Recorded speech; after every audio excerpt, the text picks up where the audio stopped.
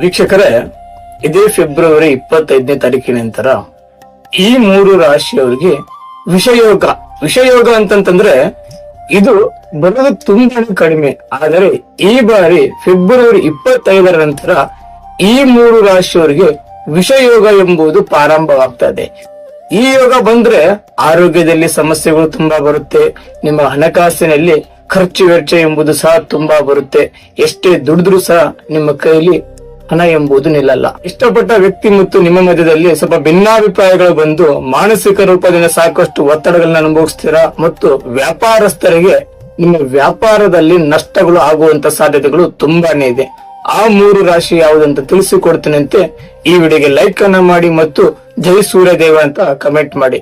ಆ 3 ರಾಶಿ ಸಿಂಹ ರಾಶಿ ಮತ್ತು ಮೇಷ ರಾಶಿ, ಮಕರ ರಾಶಿ. ಈ 3 ರಾಶಿಯವರಿಗೂ ಸಹ ಇದೇ ಫೆಬ್ರವರಿ 25ರ ನಂತರ ವಿಷಯೋಗ ಎಂಬುದು ಪ್ರಾರಂಭವಾಗ್ತಾ ಇದೆ. ಆ ಕಾರಣದಿಂದ ಈ 3 ರಾಶಿಯವರು ಸ್ವಲ್ಪ ಎಚ್ಚರಿಕೆಯಿಂದ ಇರೋದು ಮುಖ್ಯ. ಈ ಯಾವುದೇ ಸಮಸ್ಯೆಗಳು ನಿಮಗೆ ಬರಬಾರದು ಅಂತ ನೀವು ಅನ್ಕೊಂಡ್ರೆ ಈ ಕೆಳಕಂಡ ನಂಬರ್ಗೆ ಕರೆ ಮಾಡಿ ಅದಕ್ಕೆ ಸೂಕ್ತವಾದಂತ ಪರಿಹಾರನ ನಾನು ನಿಮಗೆ ತಿಳಿಸಿಕೊಡ್ತೇನೆ. ಎಲ್ರಿಗೂ ಸಹ ಶುಭವಾಗಲಿ.